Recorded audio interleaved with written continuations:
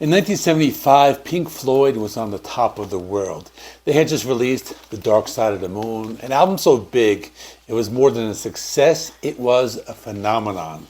But inside, the band didn't feel like superstars, they felt empty. The friend who had started it all, Syd Barrett, was gone, not physically, but in every way that mattered. And one day, in the middle of recording, he suddenly walked into the studio, overweight, shaved head, eyebrows gone, eating candy. At first, they didn't even recognize him. This is the story of Wish You Were Here, the album they made for Syd and for themselves. The success of Dark Side of the Moon was both a blessing and a curse. It had made Pink Floyd millionaires, but also put a crushing weight on their shoulders. Every record label exec wanted another Dark Side. Every fan expected the impossible. Roger Waters, in particular, felt the band was drifting away from the raw creativity that had once defined them. They were becoming part of the very machine they used to rebel against. So they decided the next album would be about absence.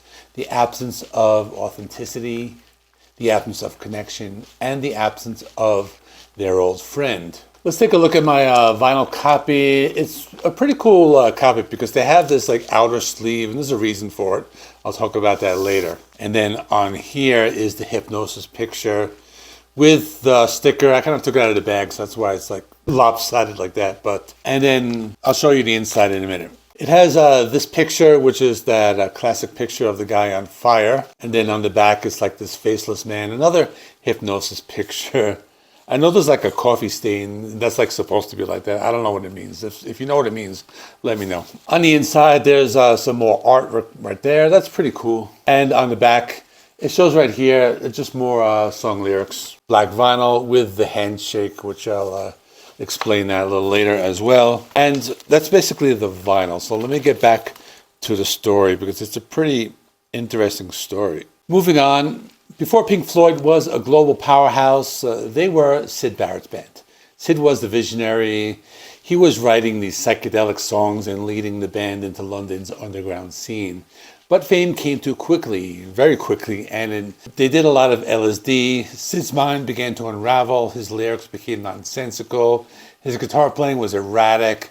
Sometimes he just stopped altogether. Eventually, the band had no choice but to move on without him, though they never really got over it. Years later, in the summer of 1975, they were at Abbey Road Studios recording Shine On, You Crazy Diamond, which is this 9-part epic written for Syd, when a stranger walked in. He was bald, bloated, carrying a bag of candy. No one recognized him at first, and then someone realized it was Syd. He stayed for a bit, listened quietly, and then left without fanfare. The band never saw him again. From that moment on, the theme was clear. The album would begin and end with Shine On, You Crazy Diamond, Syd's story told in soaring guitar lines and melancholy synths. David Gilmour's opening 4-note guitar phrase, simple and aching, became one of rock's most iconic motifs. Waters' lyrics didn't mention Syd's name, but every line was about him. Now there's a look in your eyes like black holes in the sky. Between the opening and closing suites, the band painted a portrait of the modern music industry as cold, calculated, and empty. Welcome to Machine was a cynical warning about the business they'd been swallowed by. Its mechanical hums and industrial drones made the listener feel trapped inside the gears of a corporate giant. Half a Cigar was pure sarcasm, a jab at clueless record executives, immortalized by the line, "By the way, which one's pink?" Waters wanted a sneering delivery but couldn't quite get it, and Gilmour didn't want to sing it at all. So they brought in a folk singer, Roy Harper, who nailed the detached, mocking tone. Recording Wish You Were Here at Abbey Road Studios in 1975 was not the smooth, inspired process they imagined. The summer heat in London was brutal, and Abbey Road, lacking modern air conditioning, quickly turned into this oven. Tempers frayed as the sessions dragged on. On top of that, the shadow of the Dark Side of the Moon loomed large. Every note was compared to the last masterpiece, and the band often second-guessed themselves. Roger Waters' concept for the album was clear, but translating that into sound took time, patience, and experimentation. They spent countless hours crafting transitions so the record would feel like one continuous journey.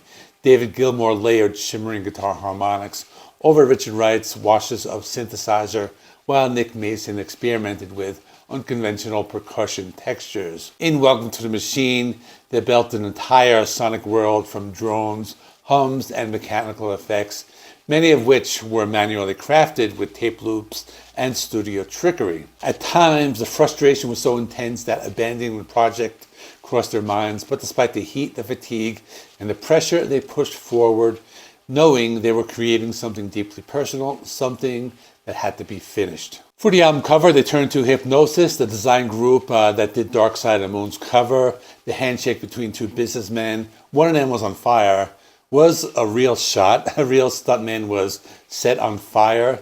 Then there was the faceless man in the desert, the empty suit, the mechanical handshake. This all spoke to the same idea: hollow relationships, artificial smiles, and missing humanity. Even the LP's original black shrink wrap was a statement. You had to tear it away to see what's inside. Like I was showing you before, how they came with, this was the original cover. And inside was the album here with the white cover. So this is pretty cool. I think there's one song that's very popular. It's Wish You Were Here. It begins with the sound of a radio. It's like you're stumbling across it by chance. And then David Gilmour's warm acoustic guitar comes in. The lyrics are simple, direct, and devastating. We're just two lost souls swimming in a fishbowl year after year. It's a song about Syd, yes, but also about anyone who's ever lost a friend, a lover, or a piece of themselves. When Wish You Were Here was released in September 1975, it debuted at #1 in the UK and US. Critics liked it, but didn't get the immediate universal acclaim of Dark Side. Over the decades, though, its reputation grew. Today, many fans consider it Pink Floyd's most emotionally powerful record, a perfect balance of concept, musicianship, and heart. In the end, Wish You Were Here wasn't about chasing another hit. It was a farewell letter to a friend who was gone, but not forgotten, a protest against the coldness of the machine, and a reminder that absence can be louder than presence. Maybe Syd never truly heard it, but the rest of the world did. So that's the story of Wish You Were Here. Let me know in the comments what you thought of this album. And I honestly might even think it's better than Dark Side of the Moon. That's my personal preference. But let me know what you think. I haven't really done any Pink Floyd reviews on this channel, but I will stick something related that came out in the 70s over there. So you can check that out next. In the meantime, thanks for watching. Please like this video. It helps me with the YouTube algorithm. Please subscribe if you're not already. I do rock and metal reviews, rankings, and more. Thanks for watching, and I will see you in the next one.